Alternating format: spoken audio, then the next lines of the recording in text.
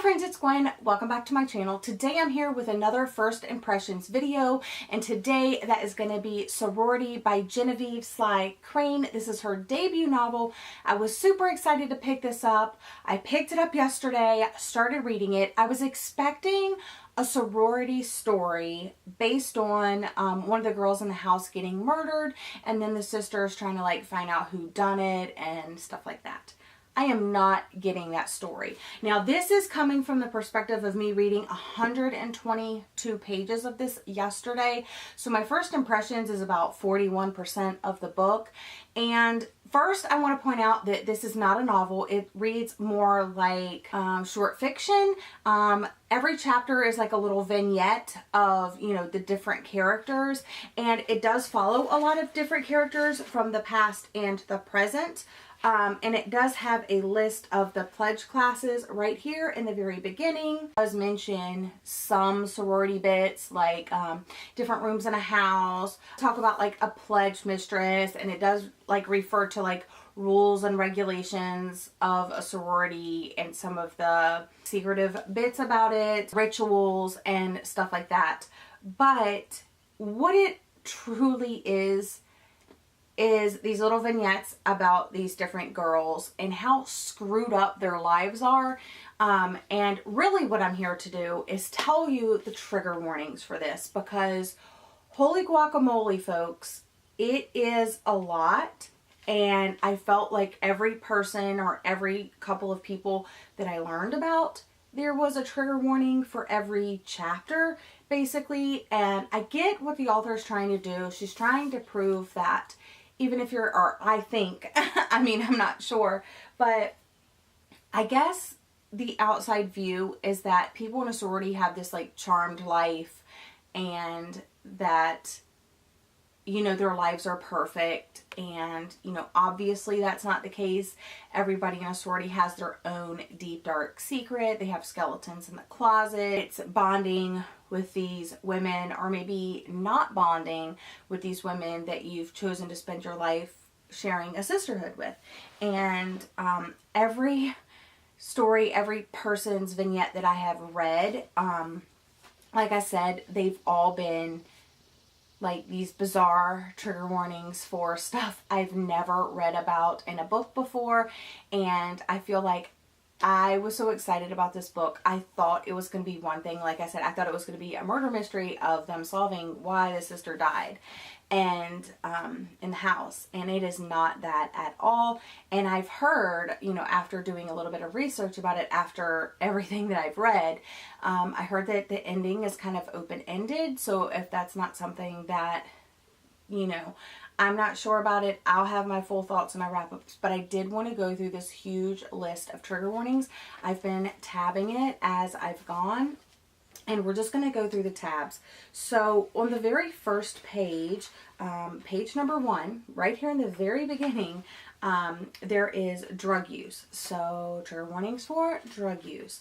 Then on the next 2 pages, pages 2 and 3, there is offensive language and slurs. There's hair pulling, which it's not said that it's trich on page, but page 8 there is eating disorder, and it is discussed throughout the book. I just marked it in the very beginning to remind myself to let you guys know. There is offensive language and slurs throughout. And let's see what else. Oh, there's cutting. That was a pretty big vignette right there. There's infidelity.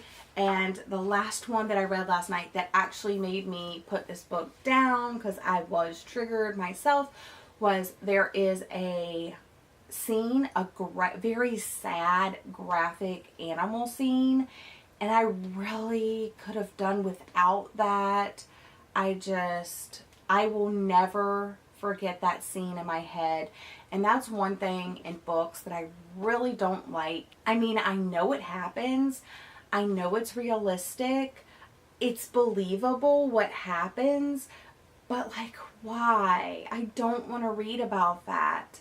And I know that a lot of you guys have trigger warnings for animal scenes as well. So if that's something that bothers you, I would either not pick, if these trigger warnings bother you or content warnings bother you, steer clear of this book. because they are graphic. They do go into detail. For example, like the cutting, it does talk about it in depth, how she cuts, where she cuts, how often she cuts. And then the eating disorder, it talks about her and a friend, how they were kind of, you know, doing it together. And the animal scene, if you wanted to just skip over that chapter or that vignette, I would say skip over this one, the chapter 8, Wild Things Sorry for Themselves. Amanda, March 2008. So if you're just wanting, if the other stuff doesn't bother you but the animal stuff does, I would skip over that chapter, but make sure when you get to the end of that chapter that you don't look back at page 122, because that's where it kind of gets oof, and then just try to like cover that page or something and then just go on from there. I don't know if it will discuss it again, but it was very graphic and very sad. And like I said, it personally triggered me and I'm still thinking about it. And it's so graphic that like you can play it over and over again in your head. And that's kind of what I'm doing. And it's a little like freaking me out just talking to you guys about it. So I'm going to wrap this up and go. But what I would say is it's not a murder mystery about one of the sisters dying in the house and them solving the crime. It's more short fiction, vignettes. Every chapter is a new person. Every character seems to have, you know, skeletons in their closet, and everybody's dealing with their own, you know, drug use or cutting or, you know, all of these things. And it's just kind of, it's a little disturbing. I am enjoying it at the same time. It's read really fast. It's fast paced because it is these little vignettes, and every little chapter is kind of like its own story within the story. It really does talk in depth about that character. And then the next chapter you're reading about someone else entirely, and you're not really going back to that character. So I feel like the pledge class list in the front, we're going to cover everybody's story and then it's going to be done. So I don't know if it's going to like weave together. It hasn't so far, other than they're just part of the same sorority. So I don't know. Like, I really don't know how I feel. It's like I'm enjoying it, but like there's some graphic stuff in here that like you really like, I don't know. Like, I understand, but like, I'm saying like too much because I'm still thinking about that scene. Anyway, I'm going to go. Let me know what you think about what I've talked about in today's video down in the comment section down below. But I just want to like let you guys know. Anyway, I'm going to go.